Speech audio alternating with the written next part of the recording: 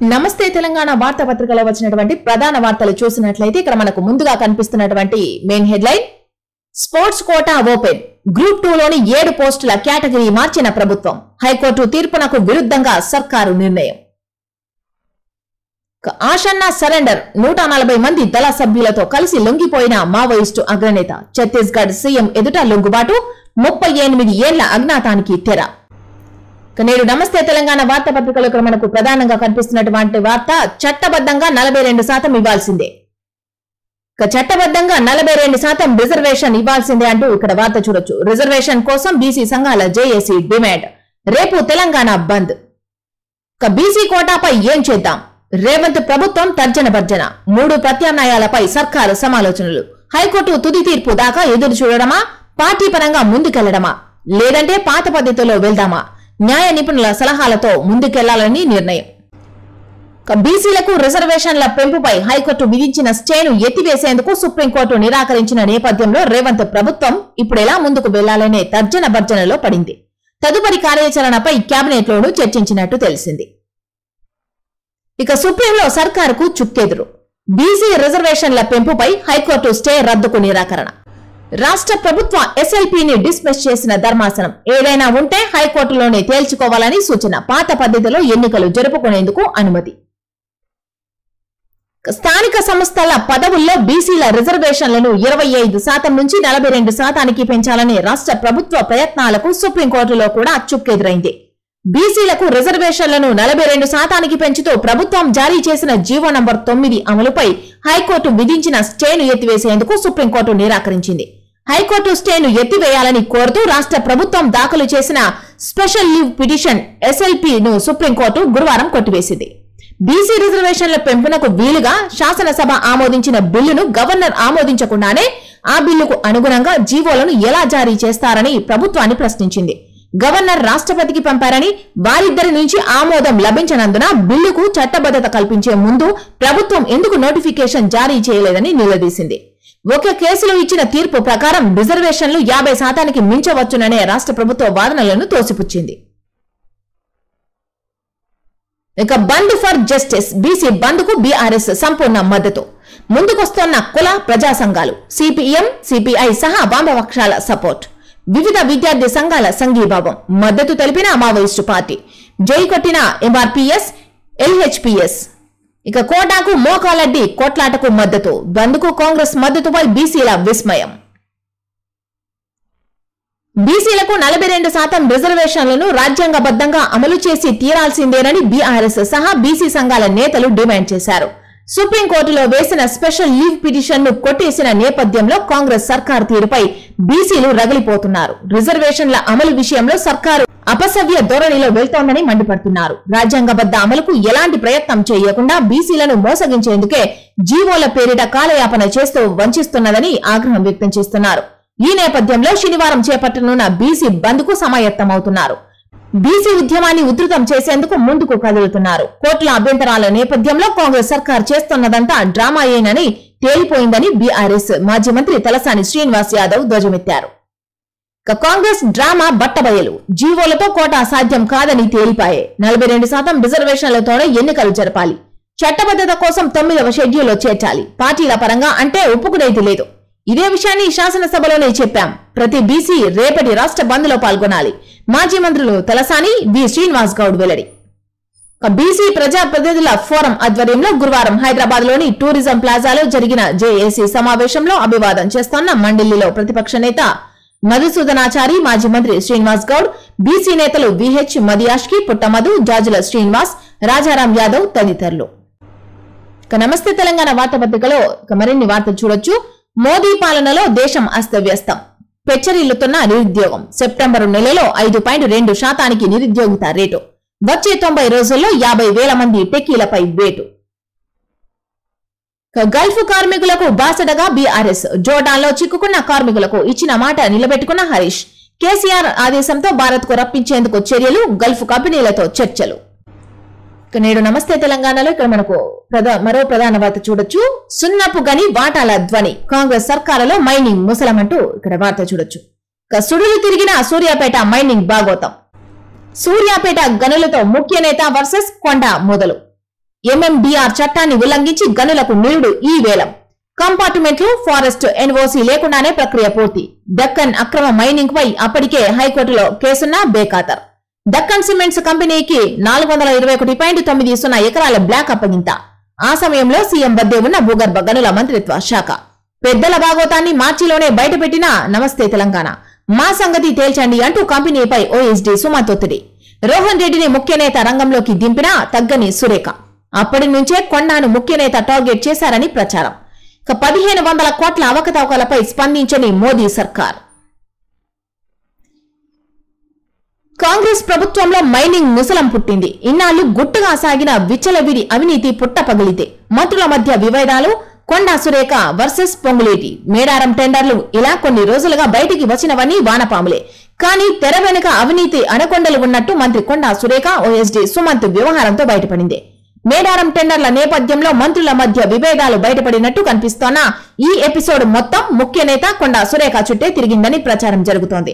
సూర్యాపేట జిల్లాలోని సున్నపురాయి గనులను నిబంధనలకు విరుద్ధంగా 2 సిమెంటు కంపెనీలకు కట్టబెట్టడంతో చెలరేగిన 100 కోట్ల ముడుపుల వ్యవహారమని తేటతెల్లమవుతోంది.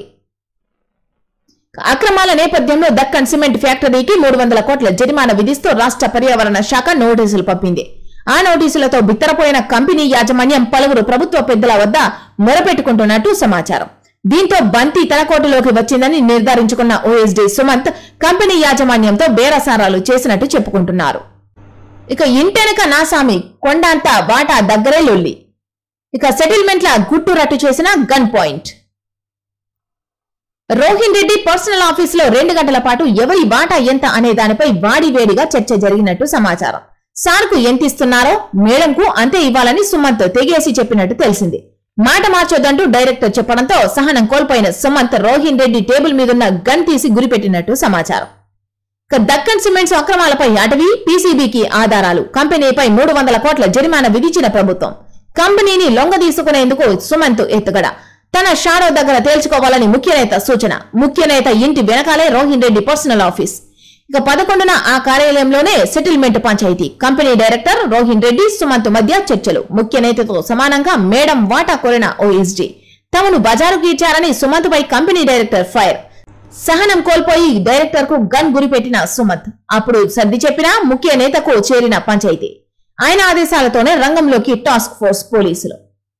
పర్యావరణ దేవాదాయ శాఖ మంత్రి కొండా సురేఖ ఓఎస్డీ సుమంత్ ను టాస్క్ ఫోర్స్ పోలీసులు అర్ధరాత్రి అరెస్టు చేయడానికి ప్రయత్నించడం, మంత్రి ఇంట్లోనే అతన్ని అదుపులోకి తీసుకోవడానికి పోలీసులు సాహసించడం, తమ ఇంటిని పోలీసులు చుట్టుముట్టారంటూ కొండా సురేఖ కూతురు సెల్ఫీ వీడియోలు రిలీజ్ చేయడం, ఈ పంచాయతీ పార్టీ పెద్దల వరకు వెళ్లడం, ఇలా బుధ గురువారాల్లో జరిగిన పరిణామాలు రాష్ట్ర, దేశ రాజకీయాలు సంచలనంగా మారాయి. ఇక పంపకాల పంచాయతీ. CM cabinet fire. 2గా చీలిన మంత్రివర్గం. రేవంత్, పొంగులేటిపై విరుచుకుపడిన మంత్రులు. కొండా సురేఖకు మద్దతు ప్రకటించిన పొన్నం. బీసీ మంత్రిపై సర్కారే కక్షగడితే ఎలా అని ప్రశ్న. ప్రతిపక్షాలకు ఆయుధం ఇవ్వొద్దని అభ్యర్థన. పొంగులేటి రాఘవ కంపెనీపై మంత్రుల ఫైర్. పనులన్నీ ఆ సంస్థకే ఎట్లిస్తారని బట్టి నిలదీత. ఆ కంపెనీకి చెల్లింపుపై విచారణకు వివేక్ పట్టు. మంత్రుల అటాక్తో నిర్ఘాంతపోయిన సీఎం. రాఘవ కంపెనీకి బిల్లుల చెల్లింపుపై విచారణ చేయిస్తామని ఎట్టకేలకు ప్రకటించిన రేవంత్. మంత్రుల మధ్య విభేదాలు. మేడారం వాటాల పంచాయతీ. పొంగులేటి సంస్థకు పనుల పందేరం. కొండా సురేఖ ఉదంతం. కేబినెట్ సమావేశంలో తాజా పరిణామాలు పెనుమంటలను రేపాయి. గతంలో ఎన్నడూ లేనట్టుగా 2గా విడిపోయిన మంత్రులు సీఎంపై తీవ్ర స్థాయిలో విరుచుకుపడ్డారు. పొంగులేటికి చెందిన రాఘవ కన్స్ట్రక్షన్స్ కు కొత్తగా 900 కోట్ల పనులు అప్పగించాలన్న ముఖ్యమంత్రి నిర్ణయంతో అప్పటికే రగిలిపోతోన్న పలువురిలో ఒక్కసారిగా ఆగ్రహం కట్టలు తెంచుకుంది. మేడారం పనులన్నీ పొంగులేటికే కట్టబెట్టారన్న దగ్గర మొదలైన సురేఖ తిరుగుబాటు ఉదంతం అనేక మలుపులు తిరిగి ఇంటిపైకి పోలీసులను పంపేదాకా వచ్చిన వేళ అదే పొంగులేటి సంస్థకు 900 కోట్ల పనులు ఎలా ఇస్తారని పలువురు మంత్రులు మండిపడ్డారు. సురేఖకు మద్దతుగా పొన్నం, బట్టి గట్టిగా మాట్లాడారని, బీసీ మంత్రి ఇంటిపైకి పోలీసుల్ని ఎలా పంపుతారని రేవంత్ ను నిలదీసినట్టు సమాచారం. రెవెన్యూ మంత్రి పొంగులేటి వ్యవహారాలు, ఆయనకు సీఎం మద్దతు, కొండా సురేఖ ఉదంతం వంటి పరిణామాలతో రాష్ట్ర కేబినెట్ 2గా చీలిపోయింది. ఆయన కుటుంబానికి చెందిన రాఘవ కన్స్ట్రక్షన్ కే అన్ని కాంట్రాక్టులు అప్పజెప్పడంపై గురువారం జరిగిన కేబినెట్ భేటీలో మంత్రులు తీవ్ర అభ్యంతరం వ్యక్తం చేసినట్టు తెలిసింది. దీంతో కేబినెట్ ఎజెండా పక్కకు పోయి పొంగులేటి కాంట్రాక్టులు, ఖజానా చెల్లింపులపైనే చర్చ జరిగినట్టు సమాచారం. గురువారం సచివాలయంలో మంత్రివర్గ సమావేశం వాడివేడిగా జరిగింది. తొలుత 42% బీసీ రిజర్వేషన్లపై చర్చ ప్రారంభించగానే మంత్రి పొన్నం ప్రభాకర్ కల్పించుకొని కొండా సురేఖ ఇంటిపైకి అర్ధరాత్రి వేళ పోలీసులను పంపడంపై అభ్యంతరం వ్యక్తం చేసినట్టు తెలిసింది. రాజకీయంగా తమకు అన్యాయం జరుగుతున్నదని బీసీలు ఆందోళనలు చేస్తున్న వేళ బీసీ మంత్రిని లక్ష్యంగా చేసుకోవడమేంటని ప్రశ్నించినట్టు సమాచారం. కేబినెట్ నుంచి ఆమెను బర్తరఫ్ చేస్తారని, ఆమెకు ప్రోటోకాల్ తొలగిస్తారని, సెక్యూరిటీ కుదించారన్న వార్తలు బీసీలో పెద్ద ఎత్తున చర్చకు దారితీశాయని ఆగ్రహం వ్యక్తం చేసినట్టు తెలిసింది.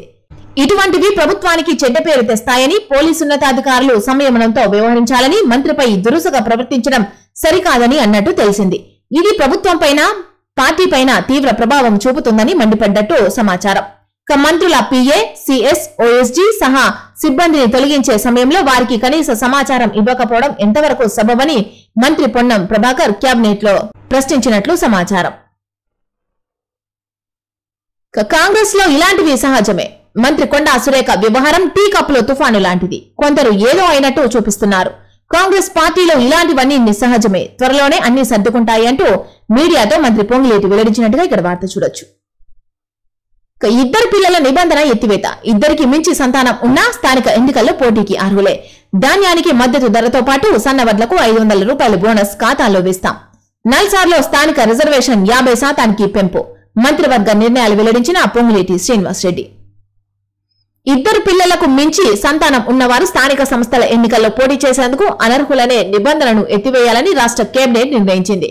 గతంలో ఉన్న ఇద్దరు పిల్లల నిబంధనను ఎత్తివేసేందుకు మంత్రి మండలి సూచన ప్రాయంగా అంగీకరించింది. రాష్ట్రంలో జనాభా నియంత్రణ కట్టుదిట్టంగా అమలవుతోన్న ప్రస్తుత తరుణంలో ఈ గరిష్ట నిబంధనను అమలు చేయాల్సిన అవసరం లేదనే అభిప్రాయానికి కేబినెట్ వచ్చింది. గురువారం జరిగిన కేబినెట్ సమావేశంలో తీసుకున్న నిర్ణయాలను రెవెన్యూ, సమాచార శాఖల మంత్రి పొంగులేటి శ్రీనివాసరెడ్డి వెల్లడించారు. ఇక సీఎం సోదరులు భూములు కబ్జా చేస్తున్నారు అంటే ఇక్కడ మరో ప్రధాన వార్త చూడొచ్చు. ఢిల్లీలో అమ్మను రేవంత్ ఇష్టం వచ్చినట్టు తిట్టారు. సీఎం కు బీసీలంటే ఎందుకంత చులకన భావం? వదిలేయాలని రేవంత్ రెడ్డి కాళ్లు పట్టుకోవాలనా? రేవంత్, పొంగులేటి, వేం మాపై పగుబట్టారు. మా అమ్మా నాన్నలకు హాని తలపెట్టేందుకు కుట్ర. సురేఖ కూతురు సుస్మిత సంచలన వ్యాఖ్యలు. సీఎం రేవంత్ రెడ్డి తమ్ముళ్లు తెలంగాణలోని భూములను కబ్జా చేస్తున్నారని మంత్రి కొండా సురేఖ కూతురు సుస్మిత తీవ్ర ఆరోపణలు చేశారు. మంత్రులు పొంగులేటి శ్రీనివాసరెడ్డి, కొండా సురేఖ మధ్య నెలకొన్న వివాదం, సెటిల్మెంట్ల ఆరోపణల వ్యవహారంలో కొండా సురేఖ ఓఎస్డీ సుమంత్ను ప్రభుత్వం తొలగించడం, సురేఖ ఇంటిని టాస్క్ ఫోర్స్ పోలీసుల ముట్టడి వరకు సాగిన హైడ్రామాలో సుస్మిత కీలక అంశాలను బయటపెట్టారు. మంచిరేవులలో విల్లాలు కట్టుకున్న కొందరు దారి కోసం ఎండోమెంట్ భూమి అడిగారు. భూమి ఇస్తే బదులుగా ప్రైవేట్ ల్యాండ్ ఇస్తామని చెప్పారు. దీంతో ఈ ఫైల్ పై మంత్రి సురేఖ సంతకం చేశారు. కానీ అప్పుడు జపాన్ లో ఉన్న రేవంత్ రెడ్డి ఫైల్ ను ఆపించారు. రేవంత్ సోదరులు ఆ భూములను ఆక్రమించుకోవాలని చూస్తున్నారు అంటూ వార్త వచ్చినట్టుగా ఇక్కడ చూడొచ్చు. కేబినెట్ కు సురేఖ డుమ్మా. తాజా పరిణామాలతో భేటీకి దూరం, సచివాలయానికి వచ్చి బట్టీతో చర్చలు. చెప్పాల్సింది చెప్పా, వాళ్ళకి వదిలేసా. మీనాక్షితో భేటీ అనంతరం కొండా సురేఖ వెల్లడి. 2 గంటల పాటు సుదీర్ఘ సమావేశం. పాల్గొన్న పీసీసీ చీఫ్ మహేష్ కుమార్ గౌడ్. ఇక మాఫియా డాన్ల మంత్రులు అంటే ఇక్కడ మరో వార్త చూడొచ్చు. ముఖ్యమంత్రి కనుసన్నల్లో అక్రమ దందాలు, కాంగ్రెస్ పాలనలో తెలంగాణ అస్తవ్యస్తం. బీఆర్ఎస్ పార్టీ నేతలపై కక్ష సాధింపు, కాంగ్రెస్ ప్రభుత్వ పెద్దల చీకటి దందాలు. రాష్ట్ర వ్యాప్తంగా ఆర్ఆర్ ట్యాక్స్ బాధితులు. గవర్నర్ ను కలిసి అరాచకాలను వివరిస్తాం. సర్కార్ను బర్తరఫ్ చేయాలి అన్న ఆర్ఎస్ ప్రవీణ్ కుమార్. ఎల్ఎండ్టీకి ఇచ్చేదెలా? నిధులు లేకున్నా గొప్పల కోసం రేవంత్ సర్కారు ఆర్భాటం. మెట్రో స్వాధీనం కోసం తప్పని 15,000 కోట్ల భారం. ఖజానా నుంచి ఇవ్వలేమని తెలిసి అనాలోచిత నిర్ణయం. ఇప్పుడు ఫైనాన్స్ ఏజెన్సీల కోసం ప్రభుత్వం వెంపర్లాట. మెట్రో కొనుగోలు వ్యవహారంలో కాంగ్రెస్ సర్కారు తీరు పేరు కోసం గొప్పలు, అప్పు దొరక్క తిప్పలు అన్నట్టు మారింది. చేతిలో చిల్లిగవ్వ లేకున్నా ఆర్భాటానికి పోయి ఎల్ఎండ్టీ వద్ద నుంచి కొనుగోలు చేస్తామంటూ ఊదరగొట్టి ఇప్పుడు నిధుల సర్దుబాటు కోసం వెంపర్లాడుతోంది.